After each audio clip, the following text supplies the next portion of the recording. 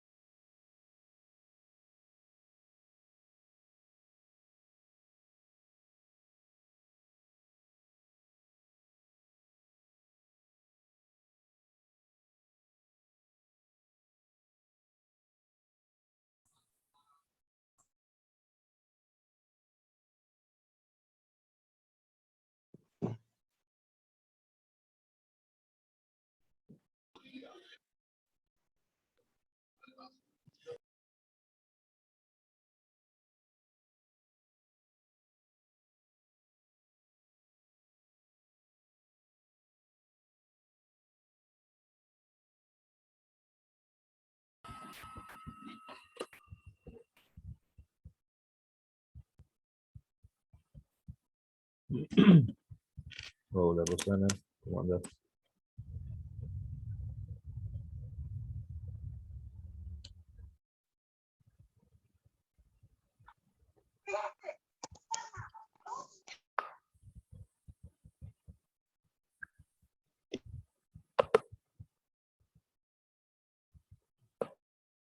Hola.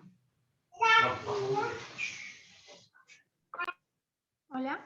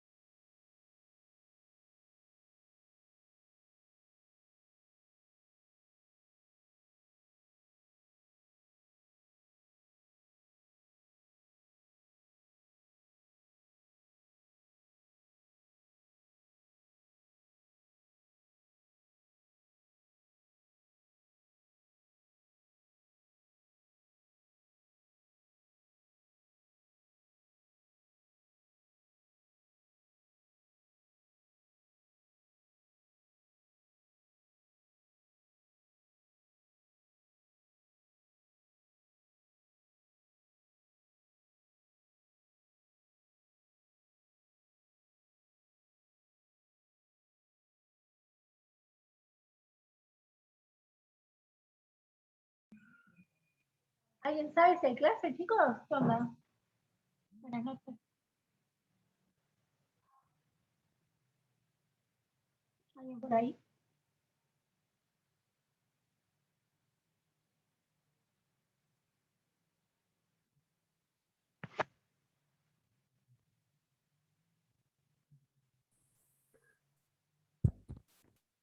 Chicos, ¿me escuchan? Buenas noches. Le hablo de Bedelía. Sí, Sí, te escuchamos. Sí, a ver, esperen que el doctor Cerillo no sé si no entró a otro link.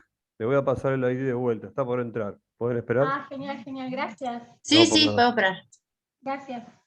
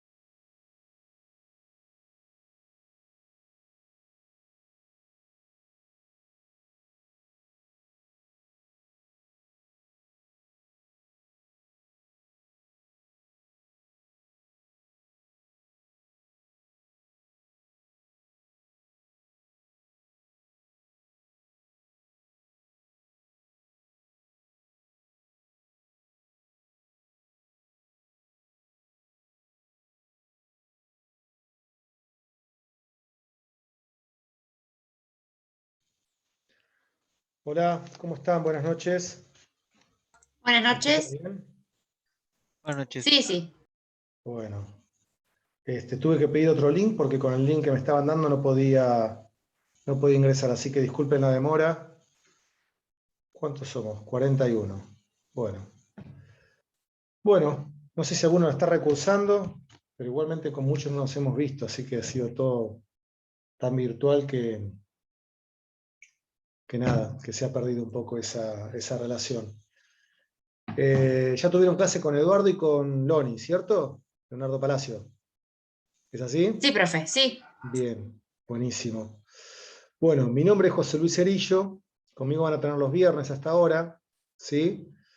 Bueno, obviamente también soy abogado y ya hace 20 años que estoy dando clase en esta comisión.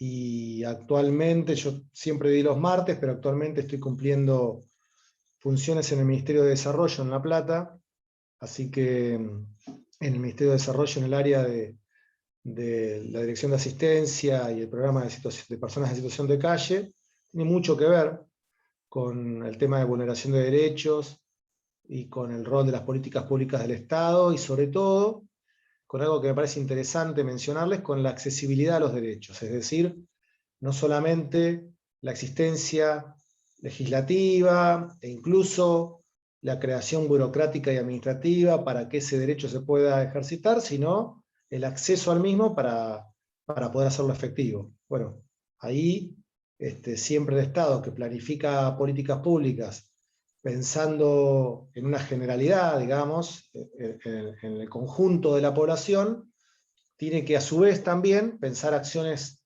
concretas que se aproximen a los grupos poblacionales que por algún motivo quedan fuera del acceso a esos derechos. Así que casualmente en todo lo que tiene que ver con el programa de situación de calle, ahí también tenemos una situación muy particular con eso. Lo iremos viendo más adelante, pero ya que justo les comentaba dónde estoy actualmente, les hago mención a eso.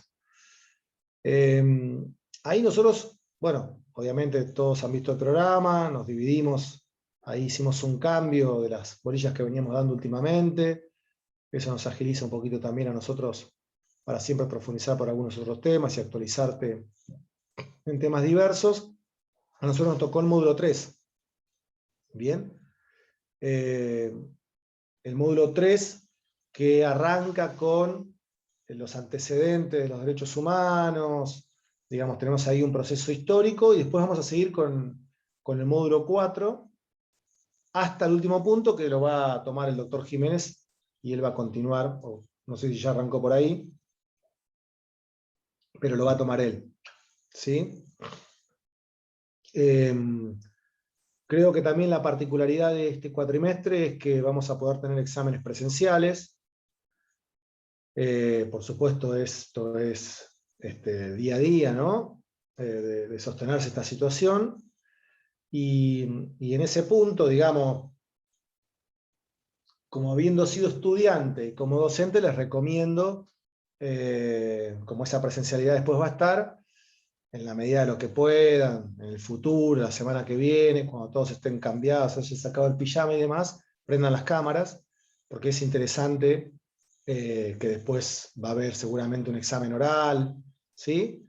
Y bueno, nada, digamos, es interesante también haber tenido intercambio, haber visto la participación. Si no, queda resumido la evaluación a una cuestión exclusivamente de ese día que se rinde, y la verdad que todos somos seres humanos, ese día que se rinde uno puede estar mejor, peor, venir con un problema, no estar en sus mejores condiciones, entonces que pueda también tomarse como medida de evaluación lo que ustedes han venido aportando a lo largo de la cursada, es un recurso para ustedes, sobre todo.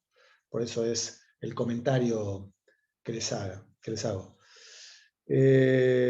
Hasta la bolilla 6 inclusive. El examen, sí, exactamente. Hasta la bolilla 6 inclusive. No sé si ya les dieron fecha. No me fijé yo si estaba publicado ya, ¿no? Todavía no. Ah, bueno. Todavía no. Bueno. Una breve mención antes de meternos en el tema. A mí me parece que siempre hay que tener en cuenta en la materia, primero que si ustedes se tomaron en el trabajo, y si no lo hicieron, los invito a mirar el programa, una lectura sencilla, pero simplemente para orientarse de cuál es la diversidad de temas que van a estar tratando durante este cuatrimestre, ¿no? Si vos analizás el programa, primero ya te podés llegar a sacar algunos preconceptos y o hasta prejuicios cuando viste en el programa una materia que llamaba Derechos Humanos. ¿Por qué? Porque, digamos, hay una tensión ideológica profunda en la República Argentina y en gran parte del mundo que tiene que ver con la temática de los derechos humanos, y parecía ser que orientada con exclusividad a una mirada, a un posicionamiento, a un sector, y desoyendo también y no teniendo la profundidad de análisis que da cuenta de que cuando vos hablas de derechos humanos hablas de una diversidad enorme, que por supuesto en la Argentina tiene una impronta muy muy fuerte en todo lo que ha implicado ser el terrorismo de Estado, porque no seríamos la República Argentina sin el análisis de la historia, de lo que nos pasó como nación durante el terrorismo de Estado y la vulneración de derechos de forma masiva, sistemática, contra población civil, etc. Pero que claramente la materia, si ustedes lo ven, no queda anclada solamente en ese lugar. De hecho, podemos dar cuenta que se le dedica una bolilla, un módulo, a analizar todo lo que tiene que ver el terrorismo de Estado, delitos de lesa humanidad, delitos imprescriptibles, etc. Y después 11 módulos más destinados a lo que tiene que ver, como hoy, antecedentes, a lo que tiene que ver con fundamentación, y después a derechos personales, personalísimos, derechos civiles y políticos en general, y derechos sociales, hasta finalizar con el Sistema Interamericano de Derechos Humanos. Entonces, ¿qué quiero decir con esto? La materia es una materia que tiene una amplitud muy grande, ¿bien? Tiene que ustedes poder incluso incorporar con cuestiones que hacen a la cotidianeidad de las relaciones sociales y de las relaciones humanas en términos de vulneración o respeto de derechos. Ustedes pueden empezar a decodificar dónde en una situación que posiblemente ven a cotidiano, encuentren que ahí está siendo vulnerado un derecho humano, ¿no? Cuando hablan de los derechos humanos, bueno, en una relación de consumo, por una problemática que pueda llegar a tener yo con la empresa de celulares, hay una violación de derechos humanos.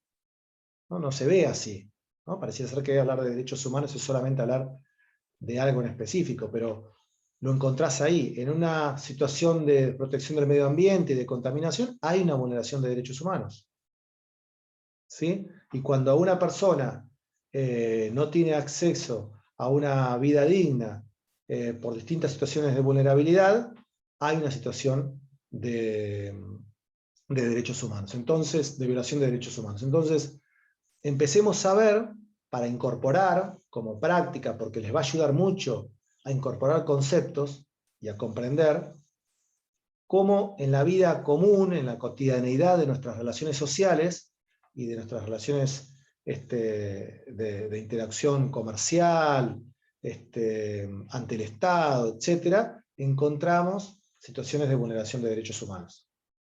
¿Sí?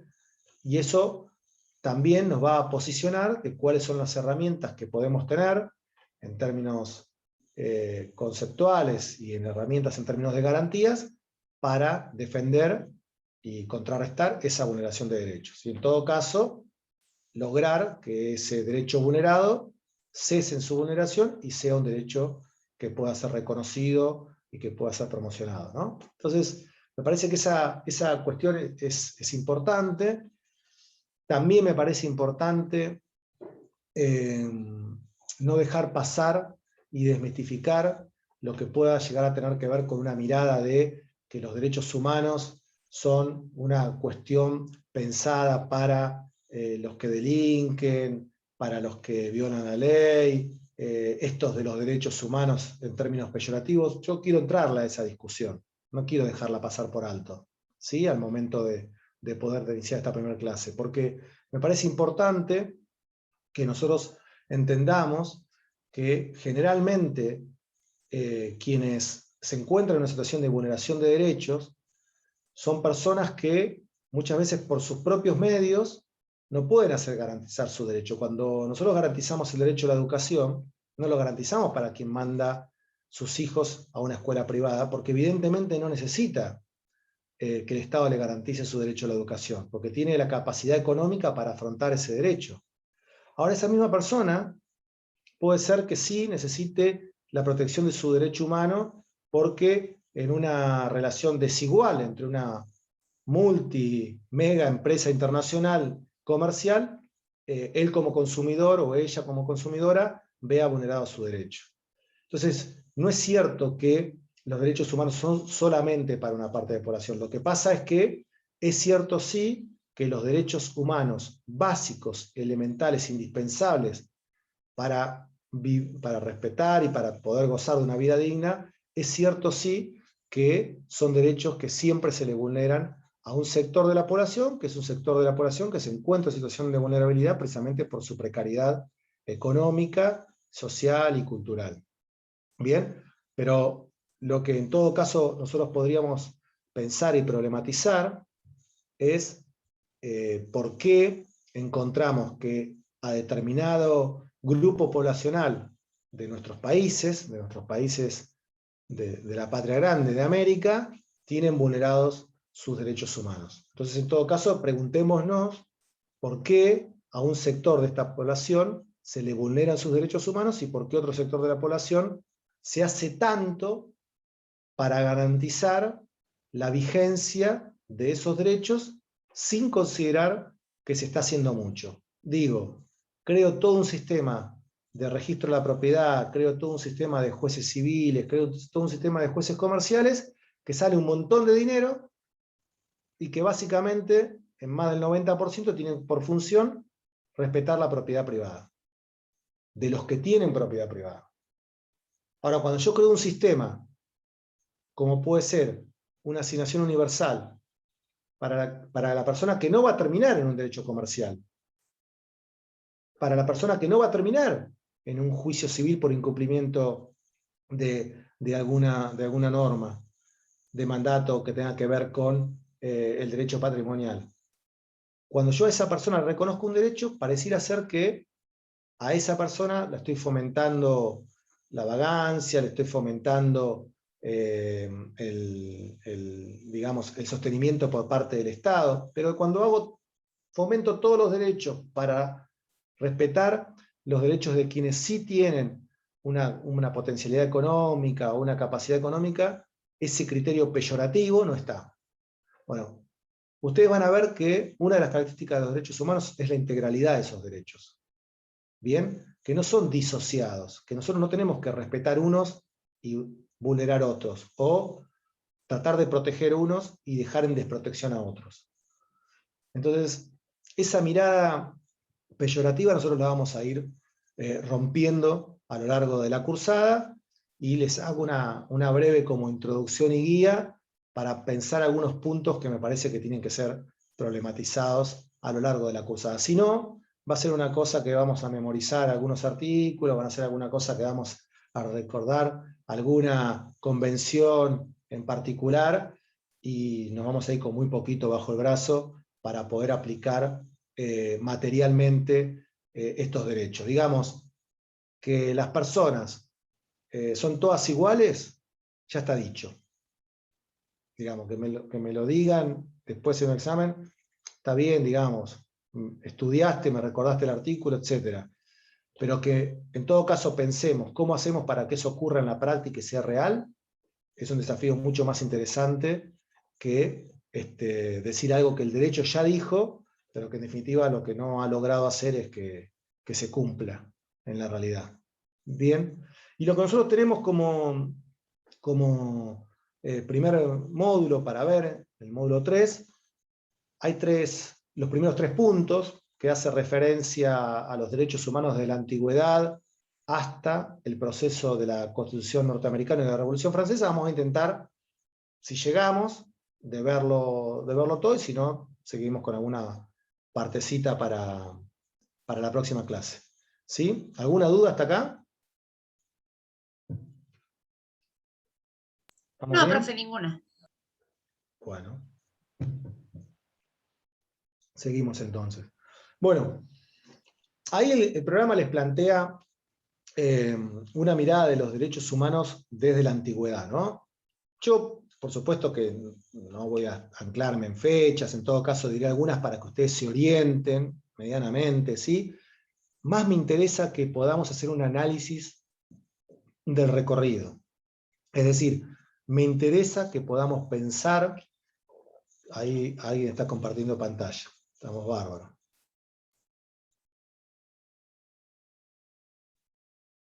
Ahí está, listo. Bueno, entonces decía, me interesa más que podamos pensar cómo se fue construyendo esa lógica, primero de vulneración y después de estructura jurídica de protección, ¿sí?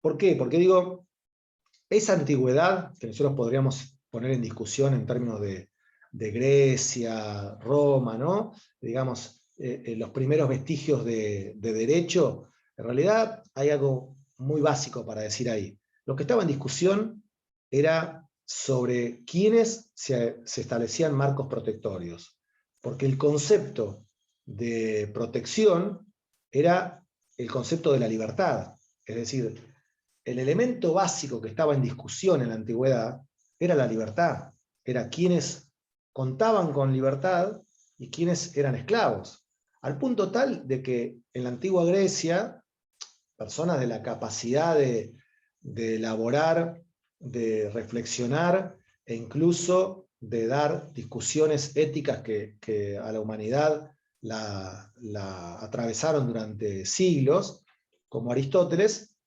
está claro que él, en su obra La Política, pone claramente en relieve la circunstancia de que exista hombres libres, en ese momento hablaban de hombres, y hombres esclavos, ¿no? Digo, hasta una persona de la capacidad de Aristóteles ponía un reaseguro a que esa condición de discutir si la esclavitud era una situación contraria al derecho de libertad de los hombres, él lo puso en relieve como una situación que podía ser convalidada. Desde ese lugar de la antigüedad, recién Roma, y lo va a hacer recién en el momento del auge del cristianismo, va a empezar, ahí Cicerón, Séneca, van a empezar a discutir la libertad de la persona. Van a empezar a poner en discusión, en términos de escritos, es decir, en términos plasmados en escrituras, si estaba bien, si podía legitimarse socialmente que haya seres humanos que no tuvieran la condición de libertad. Sabemos nosotros que después, hasta 1880, la esclavitud estuvo incluso en nuestro continente, en Brasil. Miren ustedes la discusión lo que llevó. Pero lo que yo quiero plantear es que si hay algo que caracteriza la antigüedad, que nos pueda llegar a importar a nosotros en términos de derechos humanos, era esta discusión sobre si la persona tenía algún anclaje para justificar que por su condición innata de ser humano tenía que ser considerado libre, o podía ser sometido a una situación de esclavitud. Esa fue la tensión de la antigüedad.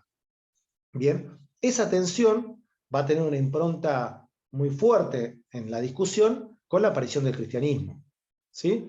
Digo, con la aparición incluso de Jesús como sujeto político de la antigüedad, ¿no? Más allá de la creencia que cualquiera de los que están acá pueda llegar a abrazar, digo, la aparición de una persona que introduce y crea un movimiento a través, en este caso religioso, sosteniendo que todas las personas eran iguales ante los ojos de Dios, en una estructura social y económica que tenía gran basamento en la esclavitud, era claramente una posición disruptiva.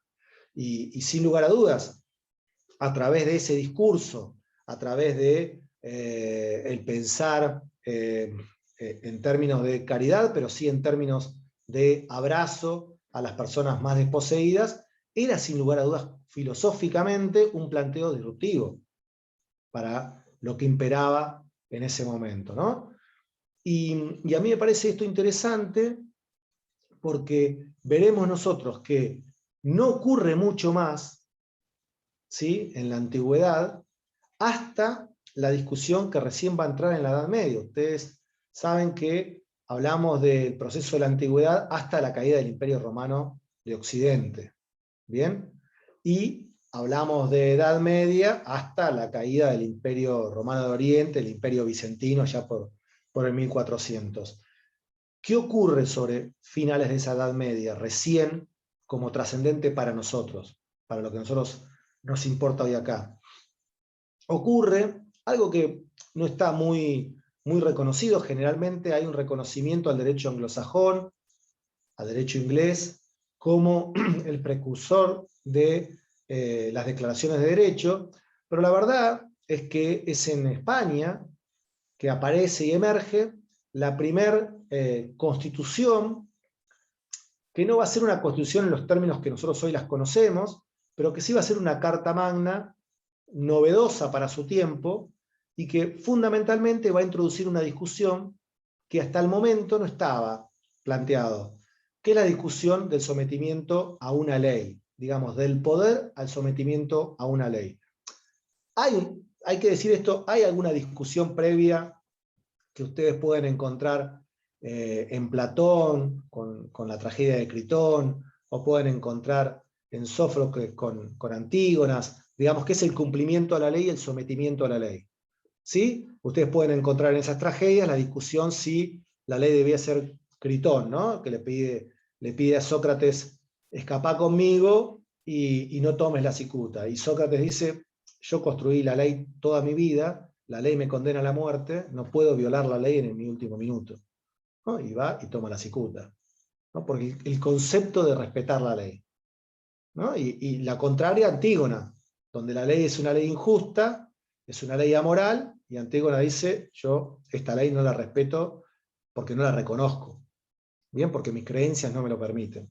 Salvo esas discusiones en términos del cumplimiento de la ley, que no son para nada menores en la época en que fueron construidas, lo cierto es que el sometimiento del poder a la ley estaba bastante devaluado hasta la aparición en 1188 de la ley leonesa y aragonesa, ¿sí? Hasta la aparición de esa Carta Magna, que tiene una particularidad que a mí me parece, como primer momento, hacer una mención.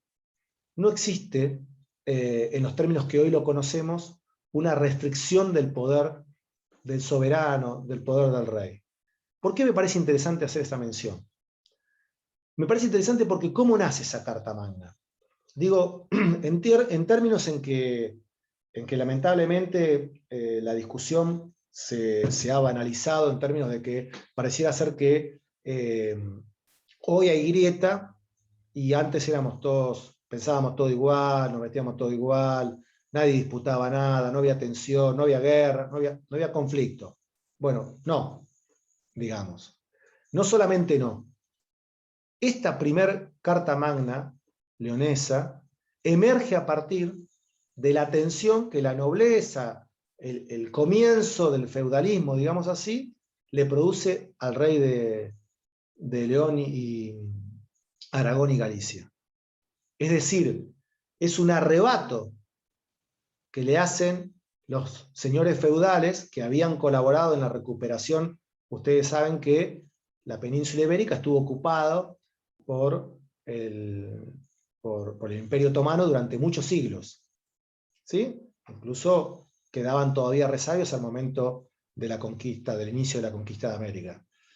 Pero en esa oportunidad, a la zona de Toledo y de Aragón había sido liberada, digamos, había sido reconquistada por el rey de León y Aragón. ¿Qué ocurre ahí? Los que participaron de esa reconquista le dicen, che, todo muy bien, pero vos tenés más poder que antes y nosotros no tenemos ninguna garantía y los que luchamos fuimos nosotros. Y vos hacés lo que querés, tenés plena autonomía, un poder absoluto. Y esa tensión, no la gracia divina del rey, generosamente, otorgando sin que nadie se lo pida, un reconocimiento de la limitación de su propio poder, sino esa tensión con la realeza es la que hace emerger esta Carta Magna. Esto me parece a mí importante, porque me parece importante que no naturalicemos la construcción jurídica que deviene en derechos. porque desde ese punto, desde esa primer Carta Magna de 1188, hasta nuestros días, los derechos se han ido obteniendo a partir de esas tensiones, de diversas formas, con enfrentamientos armados en algunos puntos, con movilizaciones sociales y políticas.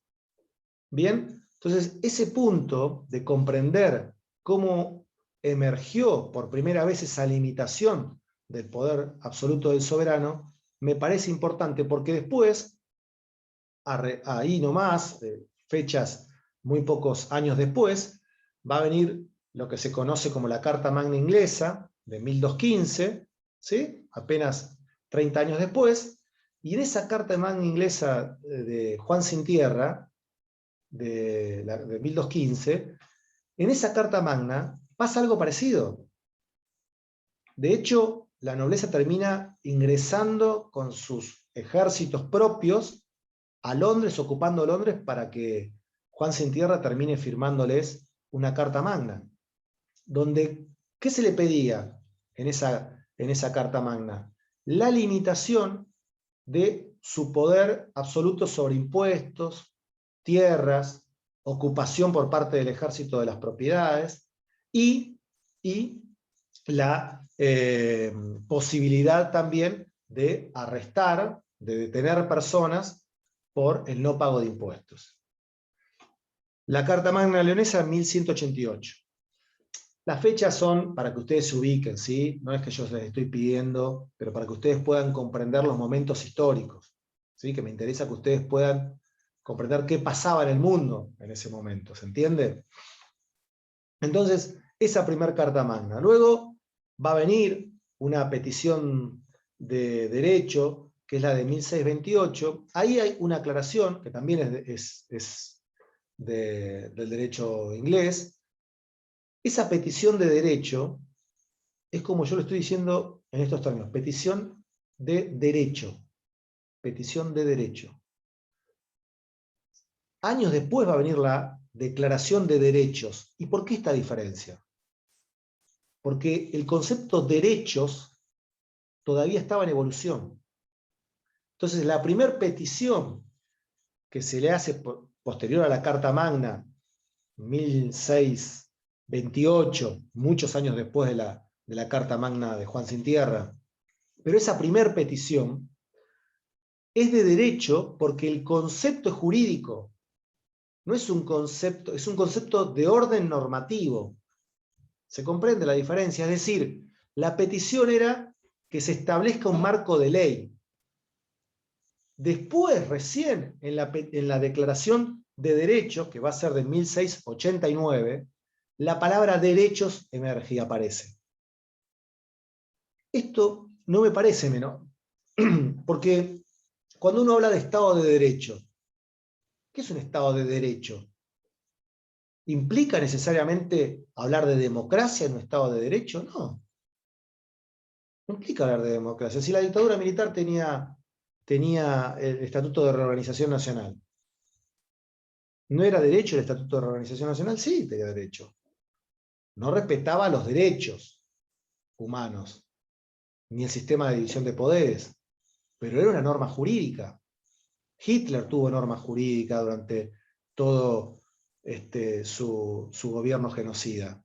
Es decir, hablar de derecho no significa necesariamente hablar del respeto de un sistema de garantías, de un sistema democrático, de un sistema de división de poderes.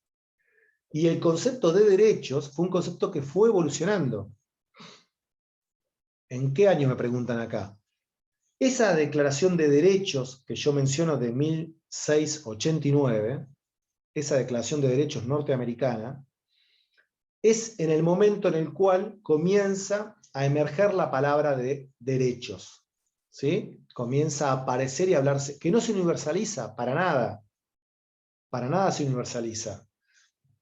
Recién después de la Revolución Francesa podremos hablar de que comienza a universalizarse, fundamentalmente en el mundo occidental, ¿sí? La palabra derechos. Lo cierto es que es recién ahí, en esa declaración de derechos que les mencionaba, de 1689, donde aparece una declaración de derechos. Y en esa declaración de derechos, a diferencia de lo que era la Carta Magna Leonesa, a diferencia de lo que era la Carta Magna Inglesa, empieza a aparecer la protección a la propiedad privada, a la libertad individual, a la posibilidad de decir en contra del rey. ¿Sí? Empiezan a aparecer derechos, ya un poquito más en términos clásicos a lo que nosotros los conocemos hoy. ¿Bien? De todas formas, no va a ser hasta la Revolución Francesa, como decía recién, donde el término derechos, y ya con la Revolución Francesa el concepto de derechos humanos, va a lograr algún nivel de universalización. ¿Sí? ¿Alguna preguntita acá? Me pueden ir levantando manitos así con el Zoom, como quieran, ¿eh? Bueno, entonces decíamos, no va a ser hasta la Revolución Francesa. Que miren ustedes lo que yo les comentaba al comienzo cuando hablaba de la Constitución leonesa. Revolución Francesa. Digo, no fue en una mesa de café que aparecieron los derechos humanos, ya sí, en los términos clásicos que nosotros no conocemos, ya sí con la impronta del derecho moderno que nosotros tenemos. Esos derechos humanos nacen a partir de un proceso revolucionario. ¿Bien? Y yo creo que lo que nos ha pasado, no sin intención, lo que nos ha pasado es que se ha llegado a naturalizar, digo, como casi un producto de la naturaleza, la existencia de los derechos. Y entonces se pierde la óptica cuando emergen derechos nuevos, de lo que fue el emerger de aquellos derechos. Entonces, hoy me dicen, no, yo todo bien con la igualdad y demás, pero, viste, el cupo trans me parece mucho, porque, bueno, digo, cuando se dio el voto femenino en la República Argentina, en 1952, lean las desgrabaciones de la discusión de los diputados y senadores, hombres obviamente, que tenían que debatir sobre el voto femenino. Hoy parecen dinosaurios en extinción. Bueno, siempre que se discutieron derechos, en el momento histórico que esos derechos se discutían, por supuesto que generaron ámbitos de repudio y de rechazo. Si nosotros no tenemos esa perspectiva, es muy difícil hoy entender por qué cuando emergen derechos nuevos, ¿sí? Cuando fue lo del matrimonio igualitario, por ejemplo, hay rechazo al emerger de esos derechos nuevos. Porque si no, uno puede pensar que cuando se abolió la esclavitud, estaban todos de acuerdo con que se aboliera la esclavitud. Y no fue así. O cuando se dio el voto femenino, no fue así, no estaban todos de acuerdo. Había fuertes niveles de rechazo, como hubo rechazo cuando se dio la posibilidad de matrimonio igualitario. Porque hablar de derechos humanos es claramente tener una mirada hacia adelante de hacia dónde tiene que ir la sociedad en términos de igualdad, de respeto de la diversidad, en términos de más práctica democrática. Y siempre ir hacia adelante, vos encontrás gente que no quiere ir a ese paso. Entonces, es importante que nosotros en este proceso, más que ustedes puedan preguntarme una fecha y recordarla, que digamos está bien para orientarse, es que podamos juntos pensar cómo este proceso de evolución de derechos humanos, si no, no hacemos una clase de historia y estamos en una facultad de Derecho, no tendría mucho sentido. Digamos, que puedan ustedes pensar y entender esas tensiones que son desde la antigüedad hasta nuestros días para que aparezcan derechos humanos. Y entonces, la Revolución Francesa de 1789, ¿sí? Casi 100 años después de lo que veníamos mencionando recién en Inglaterra, la Revolución Francesa, que es una revolución que es interesante también, pensarla cómo ocurre. Entre las cosas que ocurren en la revolución, hay una declaración de derechos humanos. No. ¿Cómo es la Declaración de Derechos de Francia? ¿Se acuerdan? ¿Alguna o alguno recuerda? Cuando decapitaron a todos en Sí, ahí donde era. Sí, me acuerdo. Me acuerdo, no tengo ahora el nombre puntual, pero En sí, verdad fue era, cuando tomaron era la. perdón, era en sí, verdad la Declaración del Hombre Ciudadano y está dirigido en verdad a hombres, o sea, género masculino. muy bien, muy bien. Yo suelo contar esto porque me parece que es muy relevante. Era del hombre y del ciudadano. Entonces, como dicen ahora, muchos hombres y muchas mujeres, no, pero en realidad esto, es todo, todas, todo, nada, es igual, es todo para igual. Bueno, Olympe de Gaulois, que era una revolucionaria francesa, que participó fuertemente de la revolución, también dijo, no, la verdad que yo creo que se equivocaron, che, mirá, quedó hombres y ciudadanos, bueno, sí, pero integra a todos. Y a mí no me convence, dijo. Entonces voy a escribir la Declaración de Derechos de la Mujer y de la Ciudadana. Porque digo, ya que nos integra a todos y que todos me quieren explicar que en realidad yo soy quisquillosa, porque hablar de hombres es hablar de mujeres, Olympe de Gaulois en 1993 terminó guillotinada por contrarrevolucionaria.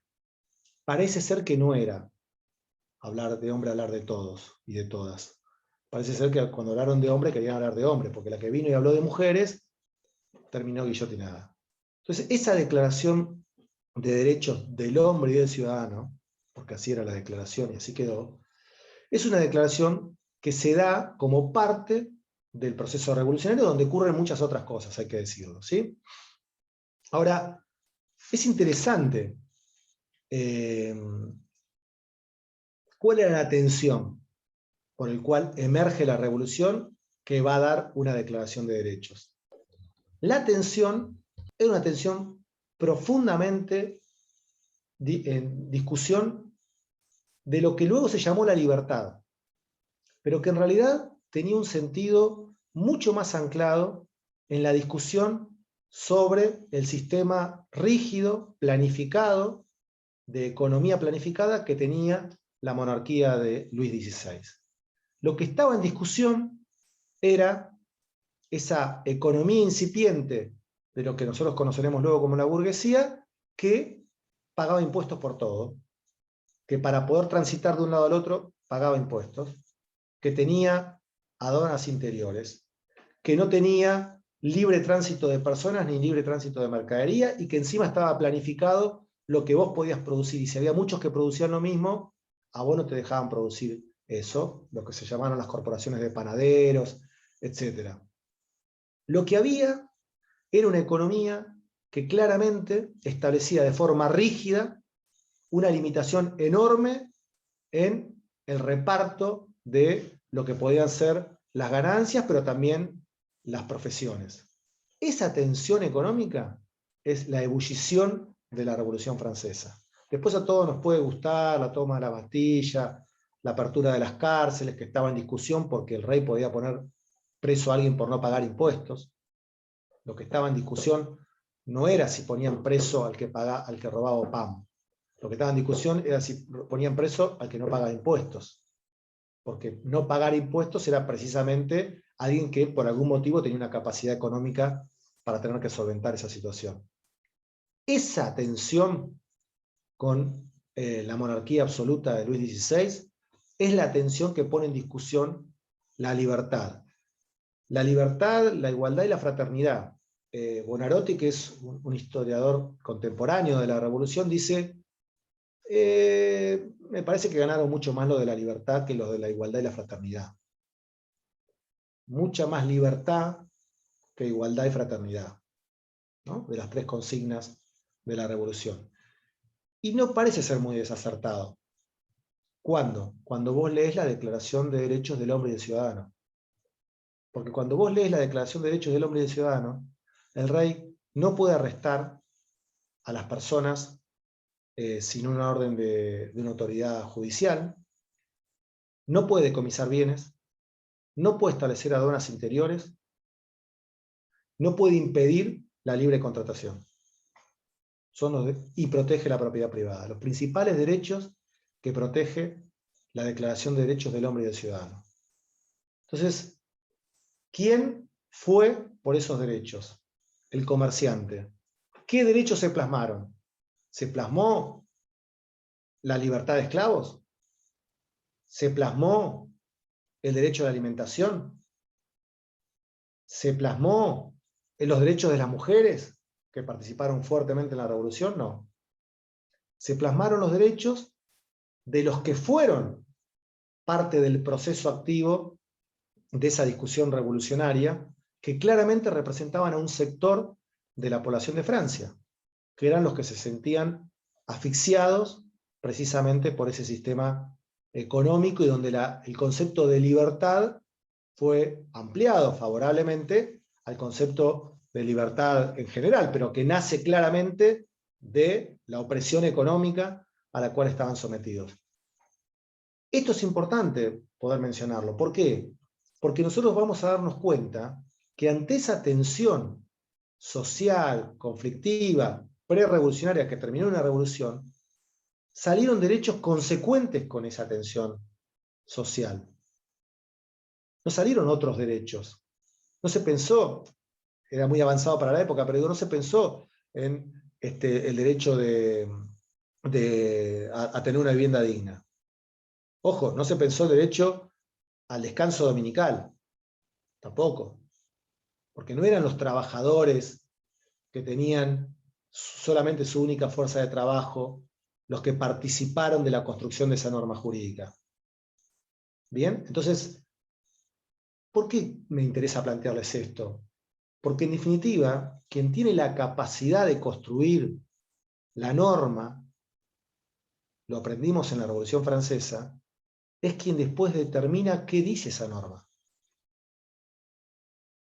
Entonces, si yo tengo una burguesía que logra iniciar un proceso revolucionario, después no plasmó derechos que vayan en contra de sus propios intereses, como es, por ejemplo, garantizar el acceso a la alimentación o el precio máximo de los alimentos, que hubo discusiones, pero que no quedó plasmado en la Declaración de Derechos.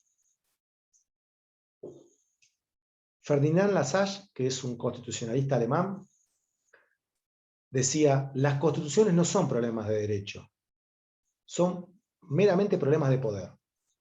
Lo que va a decir una constitución es lo que refleje el poder del momento. Si no fuera así, lo digo a cotidiano, y para dar ejemplos bien antagónicos, la constitución cubana sería igual que la constitución norteamericana. Si la discusión es una discusión jurídica de derecho, serían iguales.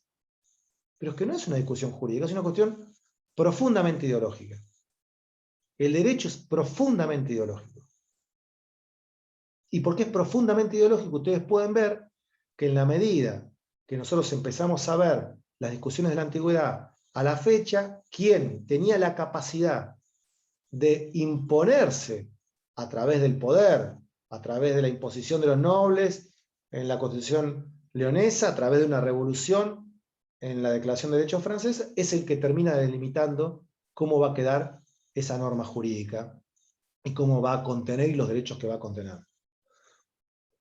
Entonces, esta mirada es importante porque nos va a dar a nosotros un basamento, lo digo del lugar de libertad de cátedra. Ustedes no van a encontrar por ahí otros docentes, incluso de la misma facultad, que tengan una mirada parecida a esta, digamos. Yo doy, como dijo un grande, mi verdad relativa, digamos, es el análisis de las situaciones en las cuales los distintos instrumentos jurídicos y tratados y declaraciones de derechos fueron emergiendo. Y en qué contexto fueron emergiendo, y después, cuál fue el contenido que fueron sosteniendo. ¿Sí? Entonces, de la Revolución Francesa nos queda esta situación. Una revolución, quiénes fueron los actores de esa revolución, y entonces, en consonancia con eso, cuáles fueron los derechos que esa revolución plasmó. ¿Sí? Ahora, esa revolución ocurre unos años después de lo que va a ser, de lo que fue la Constitución norteamericana. Es cierto que la Constitución norteamericana es anterior a la Revolución Francesa. Es una Constitución que va a aparecer en 1776, es decir, 3 años antes que la Revolución Francesa. Pero ¿por qué no tiene la misma trascendencia en términos de derecho y de la aparición de los derechos? Porque lo que hizo la Constitución norteamericana cuando aparece en 1776 es hacer un reparto en términos más clásicos, en términos más parecidos a lo que fue la Carta Magna inglesa, un reparto de distribución del poder.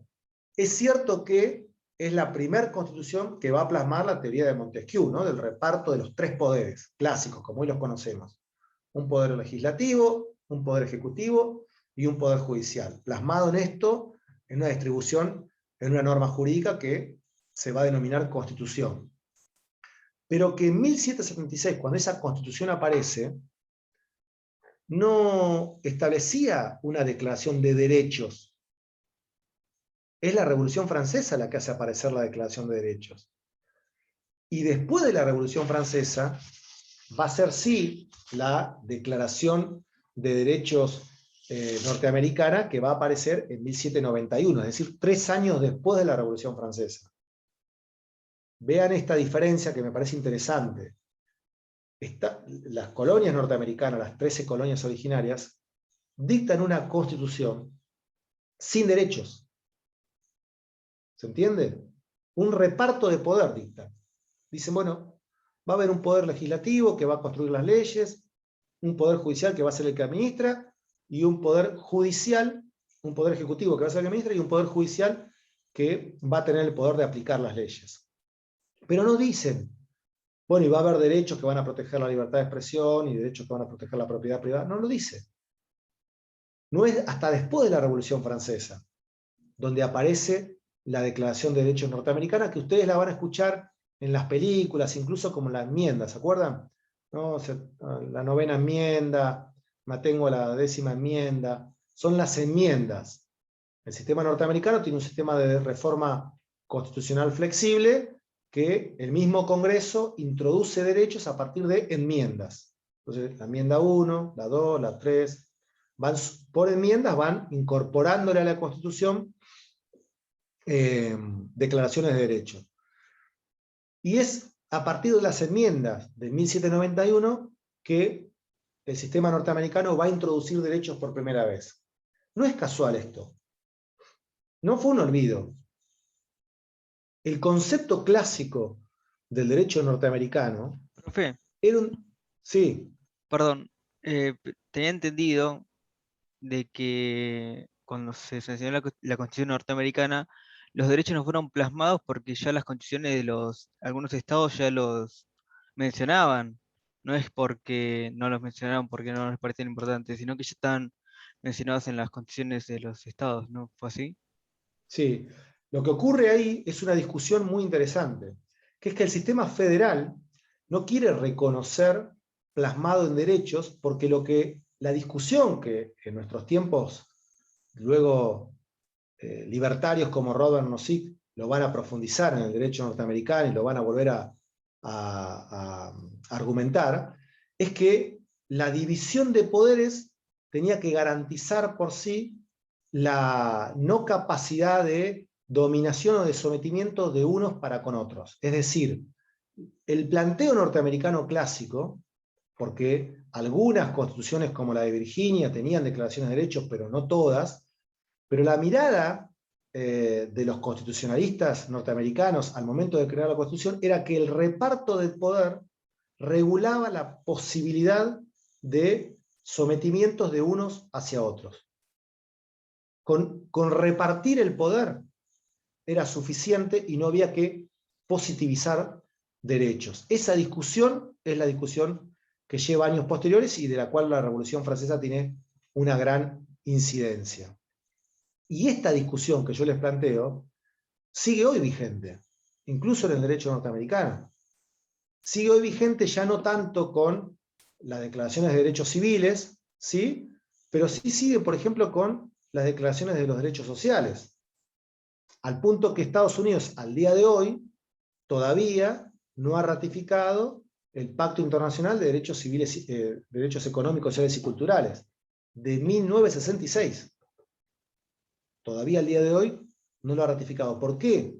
Porque la concepción de los derechos para el sistema norteamericano es una concepción de derechos mínimos, que luego con el tiempo se han ido ampliando y se han ido positivizando en mayor medida, pero históricamente el concepto de los derechos norteamericanos es un concepto de derechos mínimos, que primero plantearon que quedaban respetados por el solo hecho de la limitación del poder, sin ninguna otra injerencia, en la concepción de que establecer un derecho era establecer una desigualdad en el sistema económico y social, ¿no?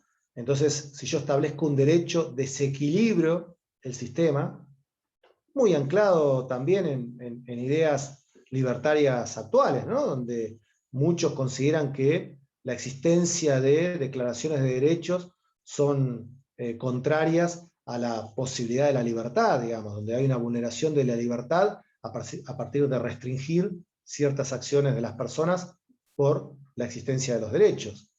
El concepto de los derechos sociales, hoy en Estados Unidos, no termina siendo anclado en su totalidad.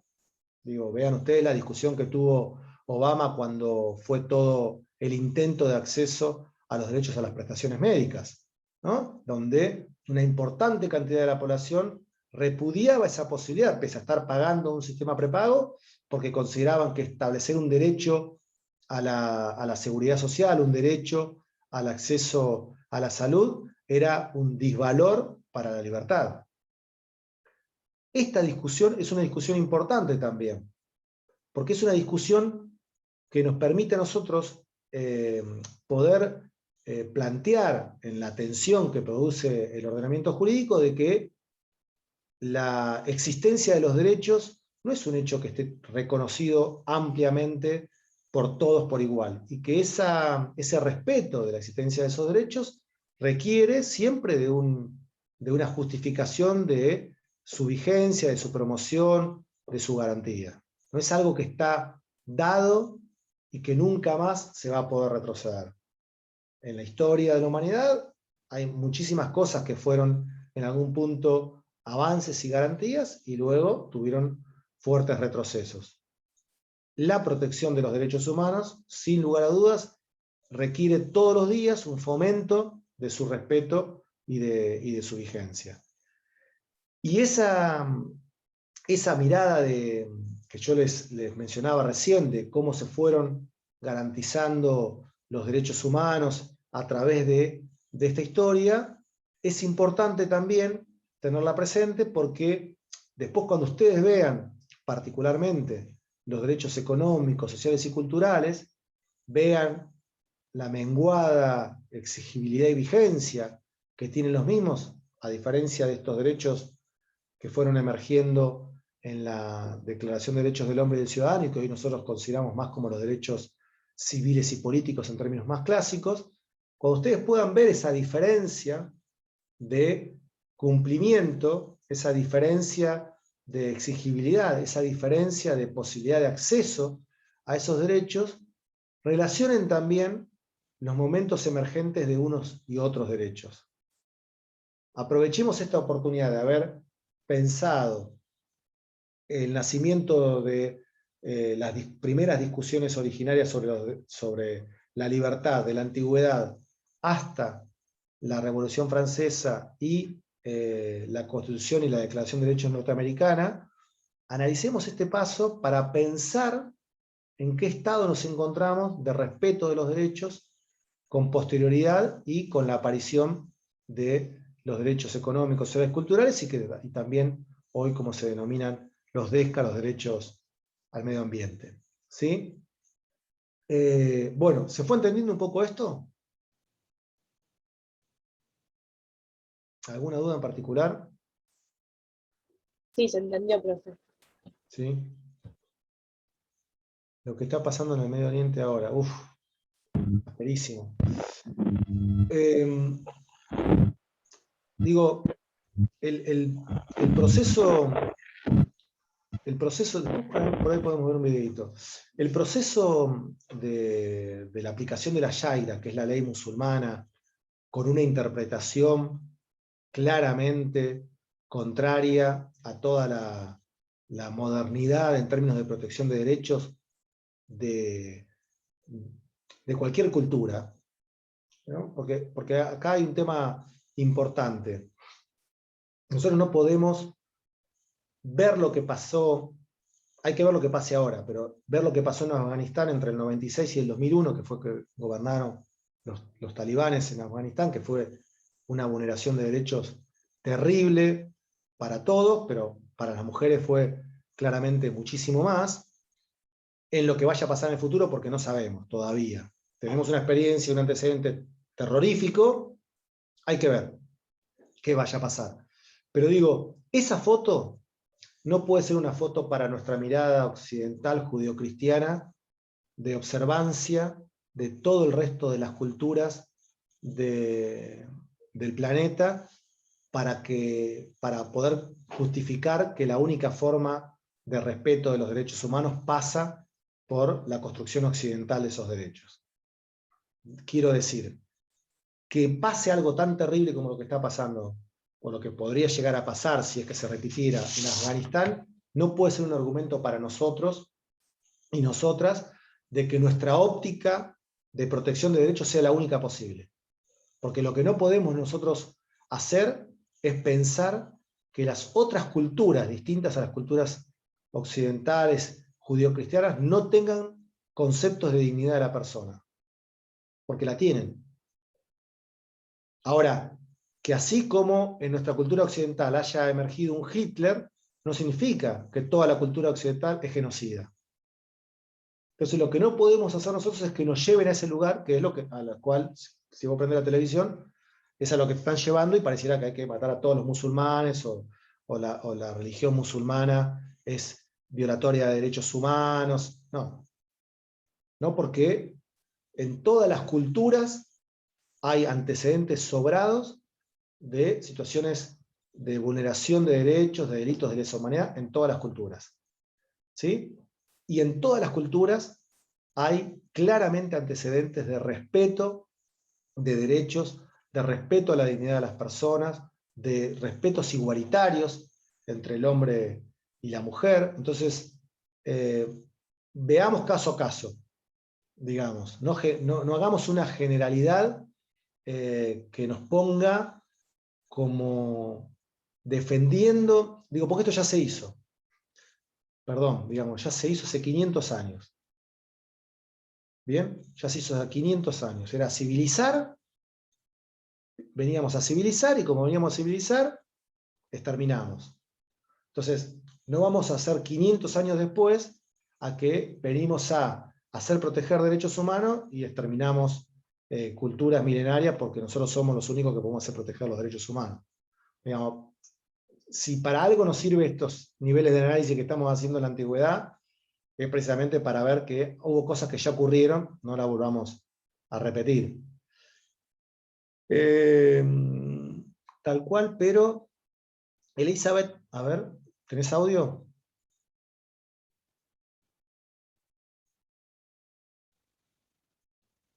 La perdimos a Elizabeth. ¿Dónde está?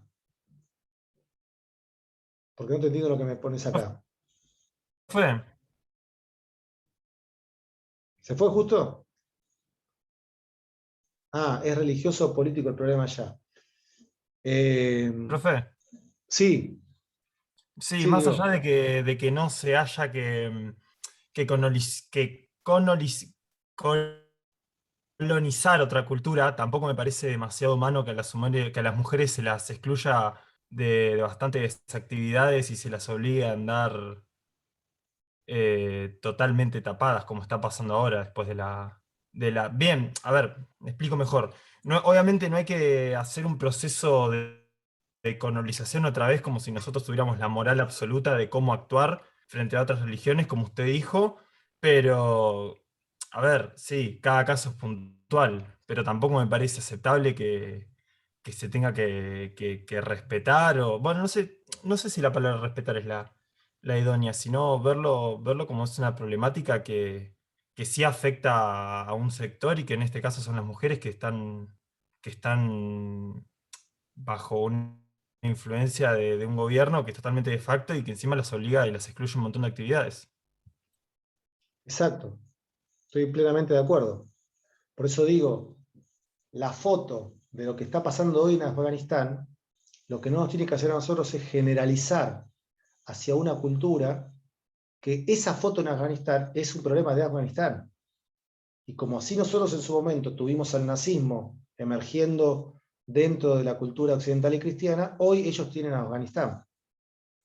Eso no significa ni cuando nosotros teníamos el nazismo que todos los que venían de la cultura occidental eran todos genocidas, y no significa que como ahora está el problema en Afganistán, todos los musulmanes son los talibanes.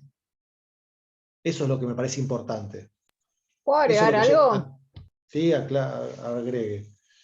Yo lo relaciono a eso que usted dijo, entendí, con que uno lee los medios, digamos, conocidos, ¿no? Internacionalmente, New York Times o la BBC y otros, incluso también organismos internacionales, como que en un punto está esa idea que tiene que intervenir Estados Unidos, y que supuestamente la intervención de Estados Unidos, digamos, protegería los derechos humanos en Afganistán. Y yo lo entiendo un poco en ese sentido, que también ese discurso, bueno, es controversial, como mínimo. No, a mí particularmente me parecía controversial que Estados Unidos invade Afganistán en el 2001 bajo la acusación del terrorismo, pero también enarbola las banderas del respeto de los derechos de las mujeres, y Arabia Saudita dejó que las mujeres empiezan a manejar en el 2012. Claro, pero por eso lo digo. Era el principal socio de Estados Unidos en la región, ¿no? Esa mirada, digamos, de utilizar que yo voy a garantizar que se respeten los derechos humanos, pero ese respeto selectivo de dónde voy a hacer que se respeten los derechos humanos, es una mirada también que podemos llegar a tener. Pero por eso insisto, que haya países de cualquier religión y cualquier ideología que violen los derechos humanos, y que obviamente estamos absolutamente en contra, digo, no sé si era necesario, pero por lo pronto lo refuerzo, lo que no tiene que ser utilizado es para deslegitimar toda una cultura de cientos de millones de habitantes que viven en otros países donde eso no ocurre. Donde esa vulneración de derechos, como la estamos viendo o como presuponemos que va a poder ocurrir en Afganistán, no ocurre en otros países también de poblaciones musulmanas. Y este concepto, que a mí me parece interesante dejárselos, es no creer que solamente nuestra cultura occidental es una cultura protectoria de derechos humanos. Es un error absoluto pensar que solamente los occidentales, léase Europa, América Latina, algunas partes de Oceanía, son los que pueden garantizar derechos humanos. Y el resto son toda una manga de bárbaros que violan derechos, porque la religión, porque son ortodoxos, porque etcétera, etcétera. Me parece que ese discurso es un discurso que utiliza el argumento de los derechos humanos como históricamente se utilizaron otros para tratar de someter y de dominar, colonizar, conquistar, finalmente invadir otros países. Por eso me parece que el riesgo ahí es algo que posiblemente después lo podamos ver, que tiene que ver con el respeto a la diversidad cultural, siempre y cuando esa diversidad cultural no vulnere derechos elementales de la persona. Pero que en todo caso esa diversidad cultural tiene contenidos de derechos, ¿sí? Milenarios algunos de ellos, mucho más antiguos que los nuestros. Disculpe, doctor, Sí, entiendo la postura. Lo que sí me gustaría hacer una consulta es que en este momento se estarían violando derechos fundamentales como la libertad de circular, por ejemplo, las mujeres, nosotros que por ahí tenemos un derecho más moderno, ¿tenemos que hacer vista gorda? O, No, ¿quiénes estarían? Vamos a hacer un ida y vuelta. Bernardo, ¿quiénes estarían violando ese derecho a circular a las mujeres, entre muchos otros? Yo por ahí no estoy muy metido en el tema, lo que sí he escuchado es que, por ejemplo, las mujeres en este momento no pueden circular solas por la calle, tienen que estar acompañadas de un hombre, por ejemplo. Creo que son libertades que tendríamos que asumir en un 2021 para que todas las personas que habiten el mundo, ¿sí? No los países occidentales, se cumplan, digamos, ciertas libertades fundamentales para que después, bueno, ¿cómo es? Cada cultura pueda seguir hacia adelante con, obviamente, sus valores, pero sí que estaría bueno que por ahí el occidente no colonice, como usted dice, pero sí intente interferir, ¿sí? De la forma del diálogo, para defender a esas personas que por ahí se le están violando sus derechos en este momento, y no creo que esté bueno que miremos hacia otro lado, a pesar de que ellos Claro, tienen cultura. claro, pero mi pregunta era, ¿quiénes, para que podamos circunscribir geográficamente o en un país, dónde estaría ocurriendo esto que nos muestran los medios? Para simplificar, digo, estamos hablando de Afganistán, ¿cierto? ¿Cierto? Bien. Entonces, ¿qué digo yo? La foto de Afganistán, el país Afganistán, no nos puede dejar de ver que existe una diversidad enorme en el mundo musulmán que no es Afganistán. Entonces, lo que está ocurriendo, o presuponemos que va a ocurrir en Afganistán, bien, por lo que ya hicieron los talibanes hace 20 años atrás, lo que no nos puede impedir ver es que hay una multiplicidad de países que también ejercen el Islam, que no hacen lo mismo que pasa en Afganistán. No violan los derechos de las mujeres de esa forma. El país de mayor cantidad, la democracia más grande del mundo hoy día es Indonesia. Es musulmana. Y lo gobernó una mujer.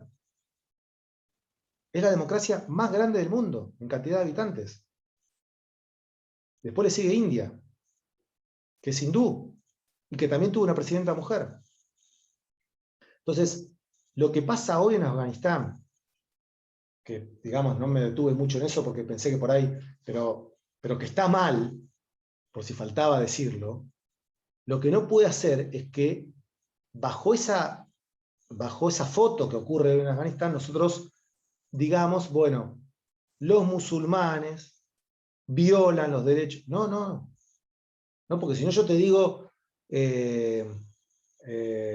Entiendo el no sé, concepto. Yo por ahí ¿cómo? entiendo el concepto a lo que va, yo por ahí lo planteaba más desde el punto objetivo de lo que está pasando en Afganistán en este momento, ¿no? De la cultura musulmana.